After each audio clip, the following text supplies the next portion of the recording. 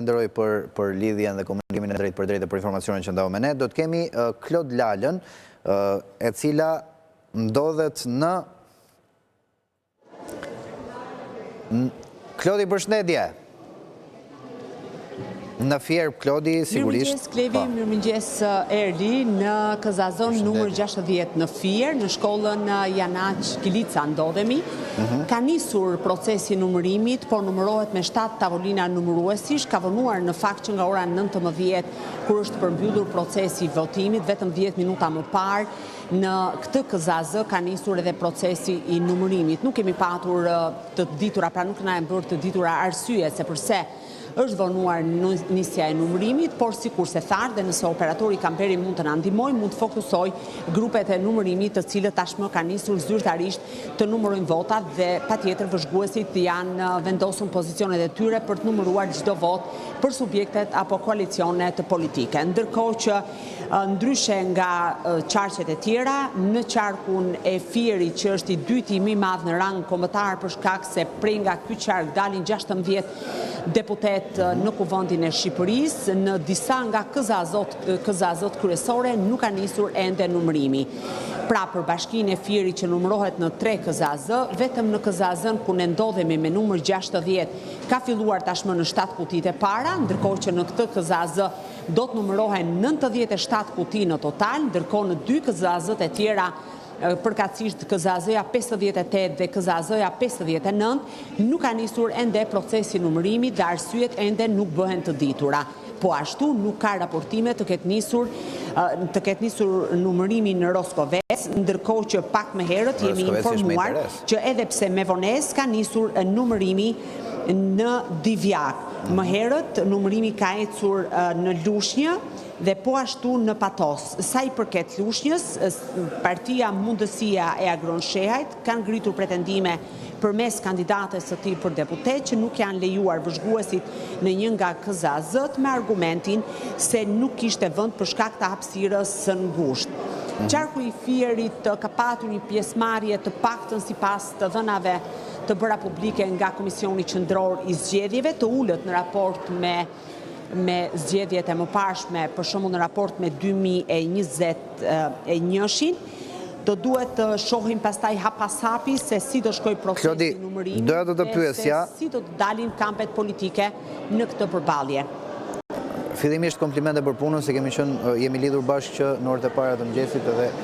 ende ora shënon 02:18 minuta në kryet detyrës, po ndryshe nga ti, faqja e KQZ-s me 5 orë punë në ra nuk funksionon më, kështu që nëse ke ndonjë rezultat para prag se çfarë ka ndodhur dhe si kanë lexuar, si janë numëruar votat në këto kuti të para që kemi, do na bëje një informim shumë të vlefshëm. Në fakt, të gjithë janë duke pritur me shumë interes rezultatet e kutive të para, por sikur se thash, në këtë Këzazë të 7 kutit e para që janë hapur, ende nuk është përfunduar numërimi dhe ende nuk kemi rezultate. Edhe palët politike janë shumë të interesuara për rezultatin e kutive të para, sepse në një farë mënyre, duke qenë se bëhet fjalë për kutit kryesisht të qytetit, pra të bashkisë së Fierit, mund të tregoj një trend sa i përket subjekteve politike dhe mënyrës se si ato të ndahen me votat. Ka patur interes edhe për faktin se në ambientet e Këzazës janë parë si përfaqësues të Aleancës për Shqipërinë Madhështore dhe konkretisht ishte pak më herët zoti Luan Baqi, i cili ka qëndruar në këto ambiente, tashmë ka mbritur drejtuesja politike e qarkut zonja Belinda Balluku, më herët ishte kandidati për deputet në listë hapur i Partisë Socialiste Ceno Klosi, i cili priti të nisë numërimit dhe më pas është larguar, por nuk mund të flas ende për rezultate, sepse sikur se thash për bashkinë e Fierit dhe që ka numrin më të lartë të votuesve, ende nuk kemi përfundimin e kutive të para, të numërimit kutive të para. Ndërkohë që 2 Këzazët e tjera nuk ka nisur ende numërimi dhe duket se ky proces do të zgjas, sepse numri më i madh i votave që janë hedhur në kuti ka të bëjë pikërisht me bashkinë e Fierit dhe janë rreth mbi 100.000, sepse ishin disa raportime në momentin që ne kemi përmbyllur raportimin e fundit, ishin disa kuti që nuk ishin raportuar pra sa i përket shifrave, kështu që në total janë mbi 100.000 vota që do duhet të numërohen dhe të ketë një rezultat konkret sa i përket forcave politike. Sigurisht që është një përballje e ashpër mes Partisë Socialiste që synon mandatin e 4 dhe Partisë Demokratike ose Aleancës për Shqipërinë Madhështore. Në 2021 e kam raportuar në fakt gjatë gjithë ditës për të kuptuar edhe trendin. Fieri si qark i dyti më i madh në vend është njohur historikisht si një bastion i socialistëve. Dhe në vitin 2021 socialistët fituan 9 mandate deputetësh, Partia Demokratike 6 mandate dhe Lëvizja Socialiste për Integrim, pra tashmë Partia e Lirisë 1 mandat. Nuk e di pritshmëritë e Partisë Socialiste sipas të dhënave që kemi grumbulluar në terren janë minimalisht të ruajnë rezultatin e 2021-shit, por ajo çfarë ne nuk dim dhe unë nuk arrit të lexoj, ka të bëjë me atë çfarë do të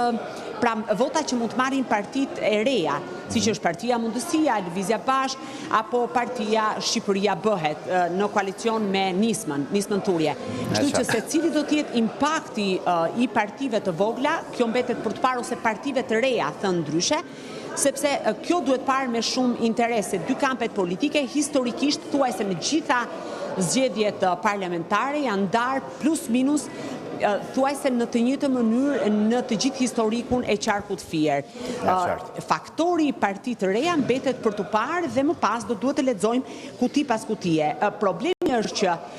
ajo çfarë duhet thënë është që fillimisht do të numërohet vetëm për subjektin politik dhe pasi të përfundoj numërimi për subjektin politik dhe do të kuptohet se sa mandate do të marrë secila parti në këtë qark, do të rifilloj numërimi për kandidatët dhe aty më pas do të jetë edhe një betejë shumë e ashpër, por po ashtu edhe një betejë që mund të ketë shumë kontestime, sepse vetëm një vot më tepër, kandidatët që janë në listë hapur të gjitha subjekteve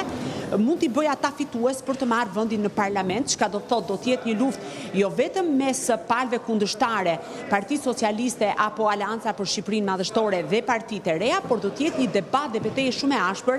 edhe në mesin e kandidatëve brenda llojit. Pra, ata që janë në listë hapur të Partisë Socialiste, të Aleancës për Shqipërinë Madhështore apo parti të tjera. Kështu që pasi të përfundoj ky proces për subjektet politike që në qarkun e Fierit parashikohet të përfundoj brenda ditës së sotme, se tani kemi nisur ditën e re, pra rreth orës 21-22 në planifikimin që kanë bërë kampet politike do të përfundoj, më pas do të ketë një kalvar të gjatë të numërimit sa ju përket kandidatëve. Ka dhe një pyetje El Muradi për ty, Klodi. Klodi, të përshëndes. Sot ambasadori i Bashkimit Evropian Gonzato ka qenë në disa qytete, ka qenë Durrës dhe në Fier, ka folur publikisht, ka thënë që jam këtu sepse ka pasur disa denoncime, po themi publike, për ndërhyrje të bandave kriminale në procesin zgjedhor. Dhe në fakt, për të qenë sinqert, Fieri ka qenë një nga ato qarqe që gjatë javë ose muajve të fundit është përfolur si një nga ato pak qytete ose qarqe ku mund të ketë ndërhyrje direkte ose indirekte të bandave kriminale. Tani, sigurisht je ekspert e fushës dhe mund të na thuash diçka për te asaj që shihet me sy të lirë. Pra, për aq kohë, për aq pak sa ke ndonjë tim Fier, si paraqitet situata aty, a ka qenë i lirë krejtësisht procesi i votimit, a ka pasur tensione mes palëve, a lexon ti sinjale që përfaqësuesit e opozitës mund ta kontestojnë rezultatin në Bashkinë e Fierit? Pra, mund ta thuash diçka për te asaj që shihet me sy të lirë nga kamera, mund ta përkthesh diçka për atë që nuk shihet, situatën, po themi underground në qytetin e Fierit.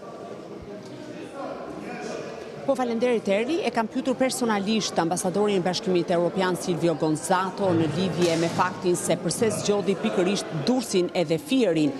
për të patur një vizitë, për të bërë një shëtitje në qytete, po ashtu për të patur kontakte dhe biseda të gjata me prokurorët e rretheve, por po ashtu edhe me prokurorët e posaçëm, të cilët kishin zbarkuar në të 12 qarqet, po sigurisht në disa qarqe që janë konsideruar si zona të nxehta, si Durrësi, Fieri, Elbasani, Vlora, Tirana, por po ashtu Lezhë dhe Shkodra kanë patur, pra ishin caktuar nga 2 prokurorë të posaçëm në këto qarqe. dhe ja kam kërkuar, ose në fakt e kam bërë pyetje në një mënyrë të tillë që zoti ambasador të më jepte një përgjigje jo në kostumin e diplomatit, sepse të tillë kam nisur pyetjen duke i thënë që dua një përgjigje jashtë kostumit të diplomatit, përse keni zgjedhur pikërisht Fierin. Zoti ambasador u përgjigj se më herët ishte ndaluar në Durrës sepse kishte patur informacione dhe të dhëna se kishte ndikim të krimit të organizuar apo ndërhyrje të krimit të organizuar në këtë qytet, po ashtu për të njëjtat arsye ndodhej edhe në Fier. Ju më pyetët se çfarë kam konstatuar unë gjatë qëndrimit që nga dita e djeshme pra që nga e shtuna në fakt e diela dhe tashmë ka nisur e hëna. Kam konstatuar dhe kam ndjer friksim tek qytetarët, edhe pse nuk mund të them që eksponent të krimit të organizuar, të cilët unë i njoh për shkak të punës që në kronikën e Zez nuk i kam parë televizin hapur në rrugët e qytetit të Fierit apo të dalin si dikur me armë në breze dhe të friksonin jashtë qendrave të votimit, por patronazhimi ka qenë forma më perfekte për të friksuar qytetarët. Pra njerëzit vinin për të votuar me frikën se mund të diktohen ose mund të lexohej vota e tyre. Për këtë arsye disa prej tyre kanë zgjedhur të mos vinë në kutitë e votimit, të tjerë mund të jetë deformuar vota apo vullneti i tyre për shkak të presionit, i cili ka qenë një presion shumë i sofistikuar. Patjetër që bota e nëndeshme ka vepruar në qarkun e Fierit, por besoj edhe në disa qarqe të tjera,